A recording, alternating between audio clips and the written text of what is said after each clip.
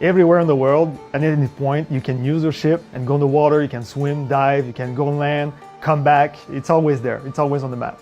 The game is called Odyssey, and of course we're modeling ourselves on the voyage of Odysseus, and you're exploring the Aegean Sea. It doesn't take place at the same time, but it's the same experience that we're trying to give to the player. And naval is a huge important part of that. Also, the map is huge, I mean, really big. The sea needs to be seamless because this time it's open everywhere around you. So we had to do a lot of tech on that, making sure that the shorelines where you could see like the waves coming and dying on the beaches. You have a lot of big waves when you go far away in the ocean. We also make sure that you see all those kind of fishes and stuff like that you can see from your ship and when you're swimming. The naval combat in Odssey is something more fast-paced, more close range. It's more intense than ever. The fact that we have people shooting javelins and arrows make us put the ship closer together so you can see the action. What we discovered in the end was that mobility was a key factor of making a fun experience for the player.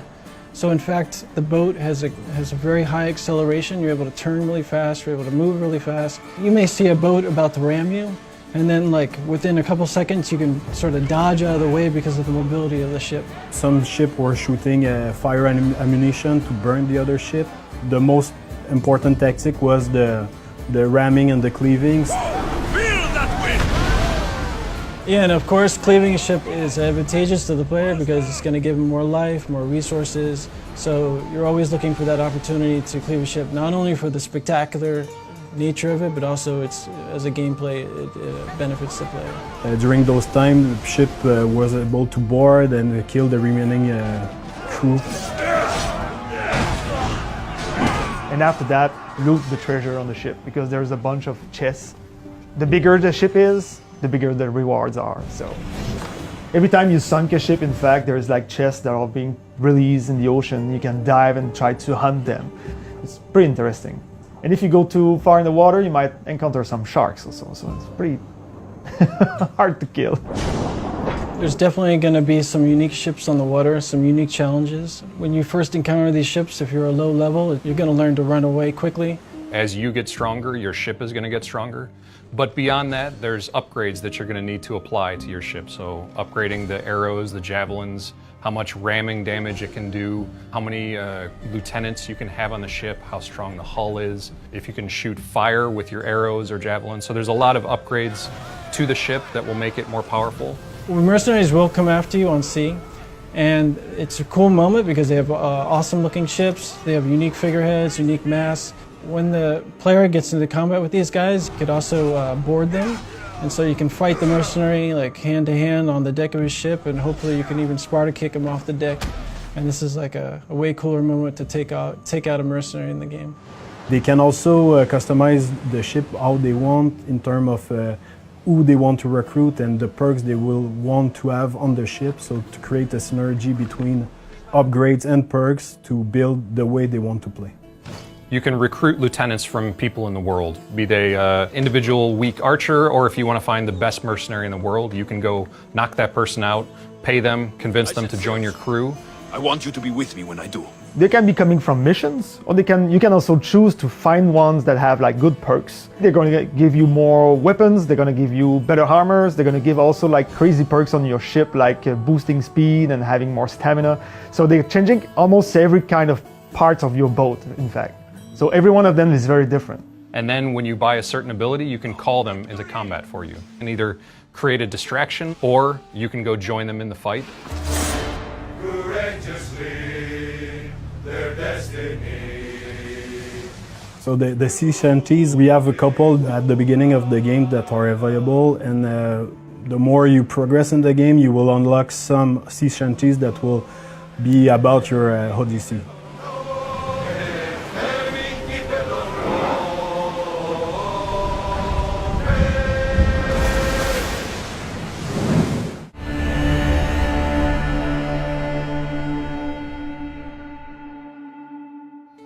So you're born in Sparta, your player character is born in Sparta, but you move out of Sparta at an early age. So your combat style is not a true Spartan phalanx with the shield and the spear. You're fighting on your own. You're fighting for your money. You're fighting for your life all the time. So your combat is very active, very dynamic. So that meant that we wanted to give them these awesome abilities, these brand new 30 plus amazing abilities that can all be upgraded. And then you're going to choose of those 30 abilities, where do you want them? What power do you want them to be? And how are you going to mix and match them in combat? So the base combat is based on Assassin's Creed Origins. It's the same sort of hitbox-based distance, timing, but then we've added all the abilities. We focused on mobility. You're much more active and dynamic, dodging and parrying instead of sort of turtling with a shield.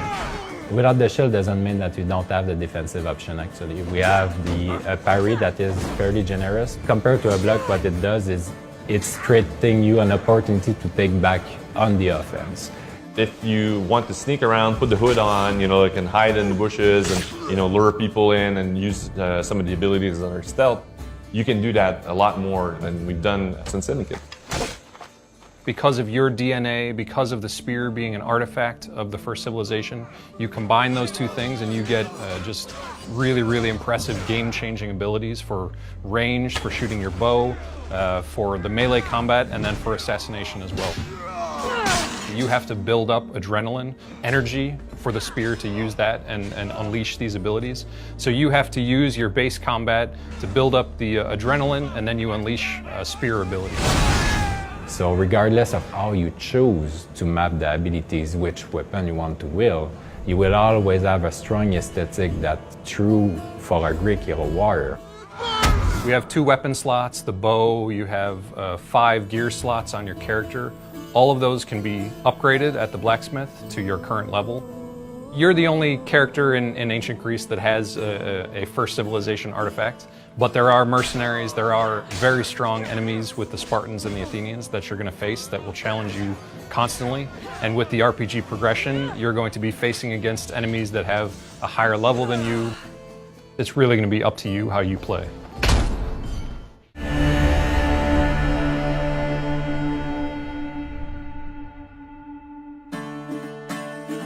With Assassin's Creed going into like a fully fledged open world RPG, we knew that choice was the next logical step for us. We were like, hey, choice is our thing. It's the philosophy that's flowing through all of the creation of the game, and that extends to being able to choose your character. It extends to naval and how you're going to customize your ship, how you're going to play with your ship, who you're going to recruit for your ship. And then you can make a choice about the way you're going to approach quests. It had to be everywhere or nowhere at all in terms of how we were looking at making things. So yes, the narrative will lead to different conclusions, but if you go off the beaten path, you will be surprised and you will have to make choices, sometimes dire, sometimes not. So yes, we want to give that autonomy to the player. You can choose if you're going to help the Athenians dominate the Greek world or the Spartans, and you can change your choice in that playthrough as well. We wanted to approach the combat in a way that gave the player more options, more customization, more ability to have choice in the way that they approach every combat situation. So that meant that we wanted to give them these awesome abilities, these brand new 30 plus amazing abilities that can all be upgraded. If I want to shoot people with bow and arrows and specialize in that, you can do it. If you feel that it's more like melee fighting, you can do it as well. And if you feel that it's a little bit more stealth that I would like to do and get the drop on them, that's all available for you as well. So very poetic for someone covered in blood. I like it. The romancing, we have a handful of characters that we can romance. They don't necessarily intertwine with the bigger picture, so they're much more regional content stories or a little bit more for fun. When we set out to make the story in Assassin's Creed Odyssey, we knew that we were going to have multiple endings. Now, for us, it meant making a series of choices through a series of quests that would impact the ending, and not just be multiple endings based on one decision you make at the end, which sometimes other games fall prey to. Just because you're making choices doesn't mean that you're going to be cut off from half the game for making these choices. You're simply going to have your own unique experience. Something that I really like about our game is the variation of tones. I never thought Poseidon's anger would be too much for the mighty Kassandra's stomach. You know, you can be a little bit more of a traditional compassionate hero, but you can also call people on their bullshit in the game. Somebody's coming to you with a much more down-to-earth, easy, quest, like somebody stole my vase or something. So your character can say, dude, who do I look like? Like somebody's gonna get, vases, like I'm destroying armies, Well, when the player feels that he can say that, we try to put that in the word of the character as a choice as well. So, dude, the fuck I look like, so that you can get that a little bit more in the game. You can't do it every time, but, how do I feel about saying something here? We try to mimic that and then have the characters react. Kassandra, what do you think we should do? Player choice is a motivator. It connects you with what you're doing. The game is talking to me and I need to respond to that. So the player choices are felt in dialogues, but they're also felt in the world. So in the play style that I'm going to choose in the game, the mix and matching of the abilities, who I want to interact with, Sparta, Athens, what do I want to do as a player? You decide and it's your choice to do it.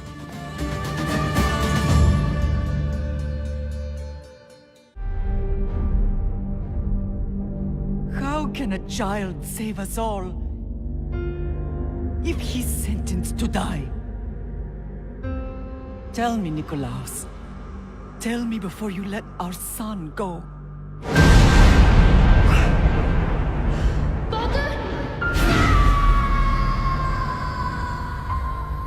Where we begin does not define who we will become. Before you, I see a path.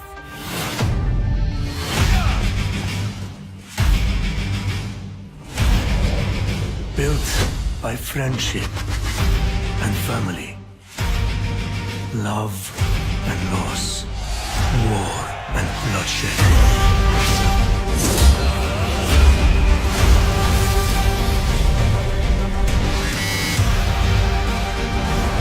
You were sent by the gods to protect this world.